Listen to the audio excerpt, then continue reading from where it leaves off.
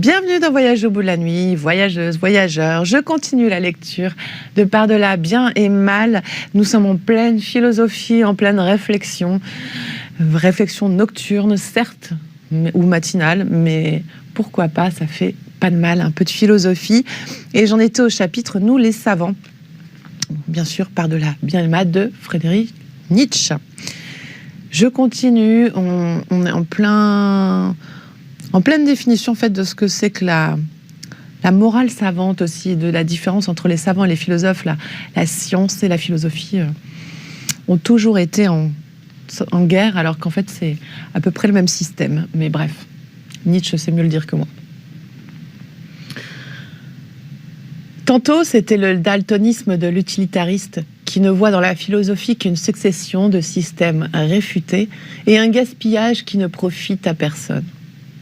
Dans tel cas, on craignait de tomber dans un mysticisme déguisé et de tracer des frontières à la connaissance. Dans tel autre, le mépris d'un philosophe particulier s'était généralisé involontairement en mépris de la philosophie. Chez de jeunes savants, j'ai décelé le plus souvent, sous le dédain altier de la philosophie, la pernicieuse influence d'un philosophe qu'on avait cessé de suivre dans l'ensemble, mais sans s'affranchir de sa mésestime pour d'autres philosophes. Le résultat étant une aversion générale contre toute espèce de philosophie. Telle est, me semble-t-il, l'influence de Schopenhauer sur l'Allemagne contemporaine. Sa fureur inintelligible contre Hegel a eu pour conséquence de couper les liens entre les jeunes Allemands et la culture allemande, laquelle, tout bien pesé, avait pourtant porté le sens historique à un point culminant d'acuité et de clairvoyance divinatoire. Mais sur ce point, Schopenhauer fut d'une indigence quasi géniale, très peu ouvert, très peu allemand. De plus, et par-dessus tout, c'est sans doute le caractère humain, trop humain, bref, la misère de la philosophie moderne, qui a le plus souvent ruiné le respect dont jouissait la philosophie et a ouvert la porte aux instincts vulgaires. Il serait vain de se le dissimuler. Le style d'un Héraclite, d'un Platon, d'un Empédocle, ou quel qu'était le nom de ces figures royales et grandioses, de ces solitaires de l'esprit, ce style-là fait cruellement défaut à notre monde contemporain. Et c'est à bon droit qu'en face des représentants actuels de la philosophie, que la mode exalte au pinacle, aussi bien qu'elle le voue aux gémonies, par exemple en Allemagne, les deux lions de Berlin, l'anarchiste Eugen Düring et l'amalgamiste Eduard von Hartmann, un brave homme de science est fondé à se sentir d'une espèce plus noble. La vue de ces philosophes du micmac qui se nomment réalistes ou positivistes est bien propre à éveiller une dangereuse méfiance dans l'âme d'un savant jeune et ambitieux. Il saute aux yeux que de tels philosophes sont eux-mêmes, dans le meilleur des cas, des érudits et des spécialistes. Ce sont tous des vaincus qui ont été ramenés sous la loi de la science, des hommes qui un jour ou l'autre ont attendu davantage d'eux-mêmes, sans avoir aucun droit à ce davantage ni à la responsabilité qu'il implique, et qui maintenant, en toute honnêteté, plein de rage secrète et de ressentiment, ne croient plus à la mission souveraine ni à la primauté de la philosophie, et incarnent cette incrédulité dans leurs paroles et dans leurs actes. Mais disons-le pour terminer, comment pourrait-il en être autrement ? La science fleurit de nos jours et ne fait pas mystère de sa bonne conscience, alors que ce à quoi toute la philosophie moderne s'est peu à peu réduite, ces restes de philosophie ne suscitent que la méfiance et le dégoût, sinon l'ironie et la pitié. Réduire la philosophie à la théorie de la connaissance, en faire littéralement une timide doctrine du doute et de l'abstention, une philosophie qui ne franchit même pas le seuil de son domaine et qui se refuse misérablement d'y pénétrer, ce n'est rien d'autre qu'une philosophie in extremis, à l'article de la mort, à l'agonie, un objet pitoyable. Comment une pareille philosophie pourrait-elle régner ? Les dangers qui menacent le développement d'un philosophe sont en vérité si nombreux de nos jours qu'on en vient se demander si un tel être peut-être encore parvenir à la maturité. L'édifice des sciences a pris des proportions colossales. Il en résulte que le philosophe risque de se fatiguer alors même qu'il n'a pas fini d'étudier ou de s'arrêter en un point quelconque et de se spécialiser de sorte qu'il renonce à atteindre le sommet, le lieu qui lui découvrirait tout l'horizon et d'où il regarderait les choses de haut en bas. Ou encore, il atteint cette cime trop tard, quand ses meilleures années, ses meilleures forces sont déjà passées, où il y arrive l'esprit diminué, moins fin et déclinant, de sorte que son coup d'œil, l'ensemble de ses jugements de valeur ne signifie plus grand-chose. Peut-être sera-ce justement la finesse de sa conscience intellectuelle qui le fera hésiter en chemin et qui le retardera. Il redoutera de tomber, de tourner au dilettante et au touche-à-tout. Il saura trop bien qu'un homme qui a perdu le respect de soi perd aussi son autorité en matière de connaissance, qu'il ne domine plus, à moins qu'il ne consente à se muer en comédien, en Cagliostro de la philosophie et en charlatan, bref, en imposteur. C'est là, en définitive, une affaire de goût, sinon de conscience. Les dangers qui menacent le développement d'un philosophe sont en vérité si nombreux de nos jours qu'on en vient à se demander si un tel être peut encore parvenir à maturité. L'édifice des sciences a pris des proportions colossales. Il en résulte que le philosophe risque de se fatiguer alors même qu'il n'a pas fini d'étudier ou de s'arrêter en un point quelconque et de se spécialiser, de sorte qu'il renonce à atteindre le sommet, le lieu qui lui découvrirait tout l'horizon et d'où il regarderait les choses de haut en bas.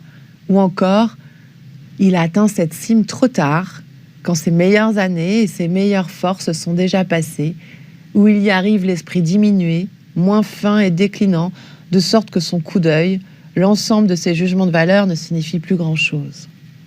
Peut-être sera-ce justement la finesse de sa conscience intellectuelle qui le fera hésiter en chemin et qui le retardera.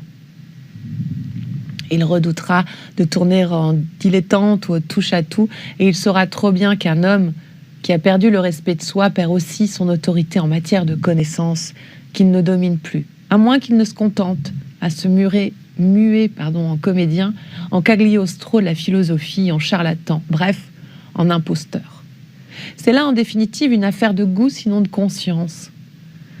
Mais ce qui met le comble aux difficultés du philosophe, c'est qu'il exige de soi un jugement affirmatif ou négatif, non pas sur les sciences, mais sur la vie et la valeur de la vie, qui se persuade difficilement d'avoir le droit ou même le devoir de porter un tel jugement, et que pour parvenir à ce droit et à cette foi, il doit se frayer son chemin, non sans hésitation ni réticence, à travers l'expérience la plus étendue, peut-être aussi la plus bouleversante et la plus destructrice. En fait, la foule a longtemps méconnu le philosophe. Elle l'a confondu tantôt avec l'homme de science et le savant idéal, tantôt avec le mystique exalté qui s'enivre de Dieu, se détache de ses sens et s'éloigne du monde. Aujourd'hui, lorsqu'on entend dire de quelqu'un qu'il vit en sage ou en philosophe, l'éloge ne signifie guère plus que ceci. C'est un homme avisé et prudent qui se tient à l'écart. Pour le populaire, la sagesse est une espèce de fuite, un moyen et un art de tirer son épingle d'un jeu dangereux. Mais le vrai philosophe, n'est-ce pas notre sentiment, mes amis, mène une vie non philosophique et non sage, avant toute une vie imprudente. Il s'assume le fardeau et le devoir de 100 tentatives, de 100 tentations de la vie. Il se risque continuellement lui-même, il joue le jeu dangereux. Comparé au génie, à l'être qui engendre ou qui enfante, ces deux mots pris dans leur acceptation la plus haute, le savant, l'homme de science moyen, tient toujours quelque peu de la vieille fille. Comme elle, il ignore ces deux fonctions suprêmes de l'être. À tous deux, au savant et à la vieille fille, on accorde de la considération à titre de dédommagement. On souligne même cette considération, encore qu'elle soit forcée et n'aille pas sans mauvaise humeur. Regardons de plus près. Qu'est-ce qu'un homme de science ? D'abord, un type d'homme qui sent sa roture avec les vertus du roturier, de l'homme qui ne commande pas, qui n'exerce pas d'autorité et qui ne se suffit pas à soi-même. Il a le goût du travail, il prend docilement sa place dans le rang, ses talents et ses besoins sont réguliers et modérés. Il reconnaît d'instinct ses pareils et sait ce qu'il leur faut. Par exemple, ce peu d'indépendance et ce lopin de prairie sans quoi il n'est pas de tranquillité dans le travail. Il prétend être honoré et reconnu à sa valeur. Il compte sur son bon renom, ce rayon de soleil qui illumine son existence, cette durable sanction qui lui confirme son mérite et son utilité et lui permet de surmonter l'insécurité intime qui gît au fond de tous les hommes dépendants et des bêtes de troupeau. Comme on peut s'y attendre, le savant présente aussi les maladies et les vices d'une espèce sans noblesse. Il regorge d'envie mesquine, il a un œil de lynx pour les tares de nature qu'il peut prétendre égaler, et s'il manque pas de confiance, c'est comme un homme qui se laisse aller, mais non pas à emporter. Il se montre particulièrement froid et fermé devant l'homme qu'un grand courant emporte. Son œil brille alors comme un lac uni et morne, dont la surface ne se ride d'aucun enthousiasme, d'aucune sympathie. Ce qu'un savant peut faire de pire et de plus redoutable lui vient de l'instinct de médiocrité qui le caractérise, de ce jésuicisme de la médiocrité qui travaille instinctivement à la ruine de l'homme d'exception et s'efforce de briser, mieux encore de détendre tout arc tendu. Détendre avec des ménagements bien sûr d'une main légère qui ne veut pas faire souffrir. Détendre avec une compassion qui inspire la confiance. Voilà l'art propre au jésuitisme, lui qui a toujours su se faire passer pour une religion de la pitié. Quelle que soit la reconnaissance que l'on doive témoigner à l'esprit objectif et qui n'a jamais été écœuré à mourir de tout le subjectif et de sa maudite ipsimosicité. Il faut apprendre aussi à se méfier de cette reconnaissance et mettre un frein aux louanges excessives qui saluent depuis peu le détachement et la dépersonnalisation de l'esprit comme si c'était là une fin en soi, une rédemption, une transfiguration. Ainsi en est-il notamment dans l'école pessimiste qui a de bonnes raisons de décerner les honneurs suprêmes à la connaissance désintéressée. L'homme objectif qui a cessé de jurer et de pester contre le pessimiste, le savant idéal, chez qui l'instinct scientifique parvient à son plein épanouissement, après avoir subi 1000 échecs totaux ou partiels, est sans doute un des instruments les plus précieux qui soit. Mais sa place est entre les mains d'un plus puissant. Il n'est qu'un instrument, disons-nous, il est un miroir, il n'est pas une fin en soi. L'homme objectif est effectivement un miroir, habitué à se soumettre à tout ce qui veut être connu, sans autre plaisir que celui de connaître, de refléter. Il attend que quelque chose se présente et s'applique alors à ne rien laisser perdre sur sa surface, sur son épiderme, du passage léger et fantomatique des êtres. Ce qui subsiste en lui de personnel lui paraît fortuit, souvent arbitraire, plus souvent encore importun, tant il s'est fait le lieu de passage et le reflet d'êtres et d'événements étrangers.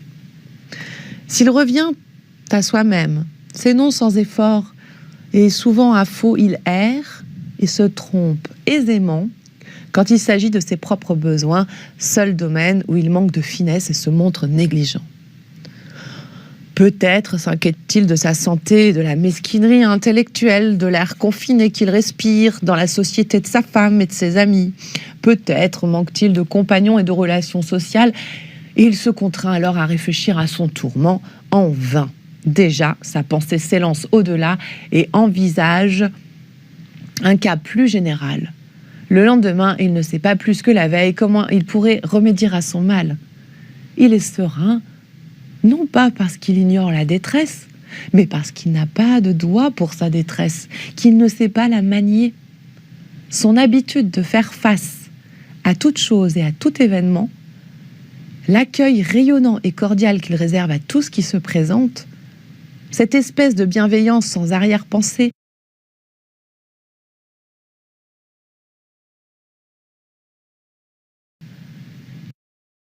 l'accueil rayonnant et cordial qu'il réserve à tout ce qui se présente, Cette espèce de bienveillance sans arrière-pensée et de dangereuse insouciance à l'égard du oui ou du non, toutes ces vertus, hélas, il ne laisse pas de les payer cher dans bien des cas et comme homme, il en devient trop facilement le caput mortuum.